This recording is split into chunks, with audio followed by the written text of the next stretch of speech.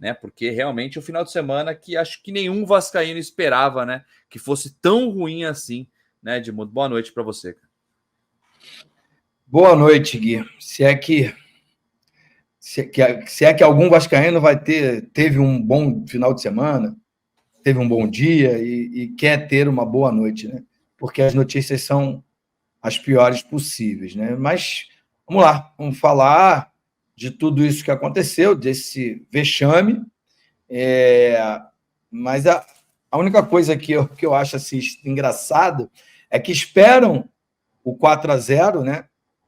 O vexame do jogo de sábado, para todo mundo aceitar que essa empresa não é a empresa mais adequada para assumir o Vasco, né? Para saber que o Vasco está à deriva. Eu falo isso aqui há quanto tempo?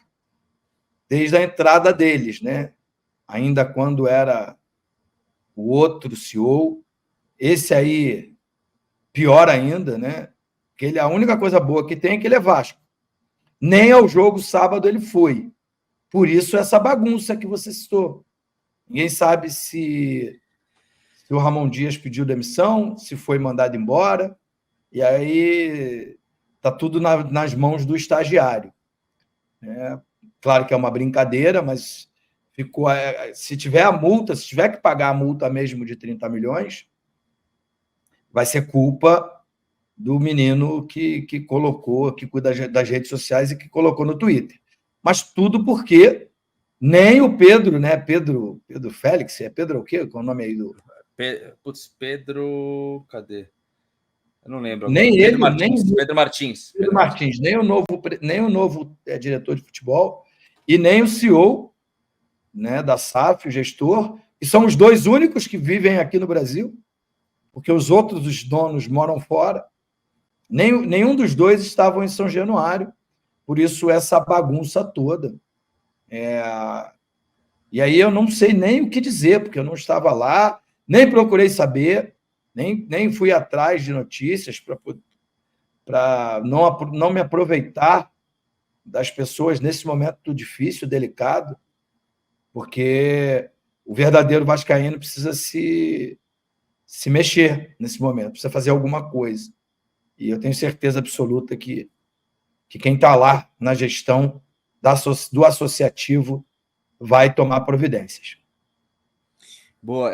Vamos por partes, né? Porque tem muitos assuntos separados. Inclusive, até repercutiu uma entrevista do próprio Euriquinho, né? Que era oposição, tudo, falando lá no Benjamin Bach sobre essa situação toda do Vasco da Gama. E eu vejo muita gente, né, Edmundo, que ainda tentava ser um pouco a favor de algumas coisas nessa gestão da SAF, já não aceitando mais, já meio que pulando o muro, né? Enfim, vamos falar primeiro do jogo, Edmundo, antes de mais nada, porque a gente tem que falar da gestão que está por fora, mas também da que estava por dentro, porque eu vi muitos erros de treinamento do Ramon Dias durante o jogo, cara, porque foi impressionante, marcação frouxa, os jogadores perdidos em campo, intensidade zero na marcação do Vasco. Cara, não parecia o time que jogou contra o Grêmio, por exemplo, na vitória, cara. Time ajustado. O que aconteceu com o Vasco da Gama, Edmundo? Porque, cara, foi um time irreconhecível. Não que seja uma equipe maravilhosa, sensacional, mas não é para tomar de 4 do Criciúma, cara. O que aconteceu nesse jogo, Edmundo?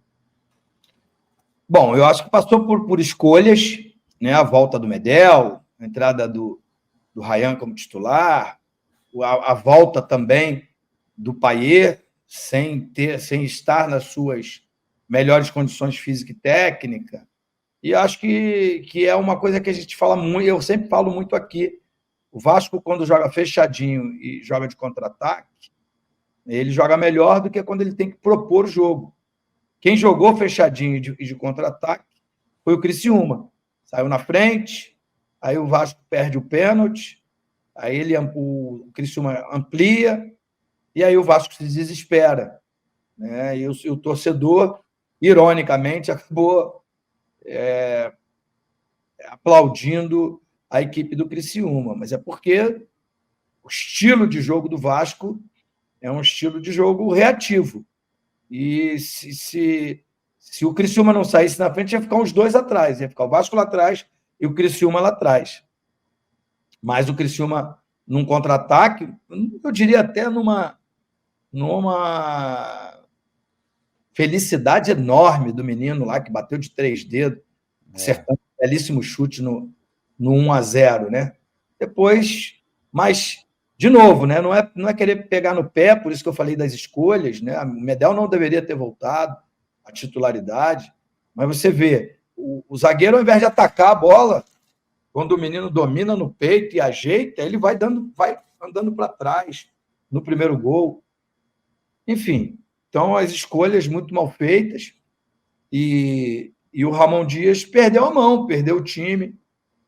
Né? O jogador quer titular num jogo, até com êxito, é reserva no outro, o cara vai lá visitar a mãe. Futebol profissional não tem essas coisas, cara. A gente fala muito em família, em coisas que são mais importantes.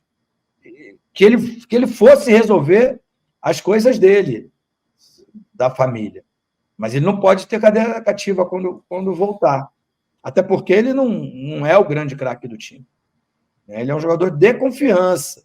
Panelinha dos estrangeiros lá, que se fala. Cara, mas assim, vai parecer assim que eu sou o profeta do Apocalipse. Mas eu falo direto aqui. Como é que é? Casa que falta o pão, todo mundo briga e ninguém tem razão. É mais ou menos isso. Cada um querendo se safar. E hoje a torcida organizada, né, a Força Jovem, não sei se outras torcidas estavam lá presentes, foram muito bem, porque foi um protesto educado até, sem violência, mostrando a grandeza do Vasco, a importância de jogar no Vasco, e mostrando a realidade para esses jogadores. Pelo um trecho que eu vi lá, vocês não vão ter uma outra vitrine maior que essa. Vocês não têm vaga nos maiores times. E eles têm razão. Então, vocês têm que dar a vida pelo Vasco. Né? E, enfim, falando dos salários em dia. Cara, enfim, essa live aqui de 1 hora hoje vai ser muito pouco. A gente tem muita coisa para falar. Eu fui atleta profissional, não gostava de receber críticas que não fossem construtivas, né? Críticas voluntárias, aleatórias, mas a verdade é que esses atletas não merecem nenhum elogio, porque é inadmissível 4 rodadas do Campeonato Brasileiro, o Vasco já está novamente na zona de rebaixamento.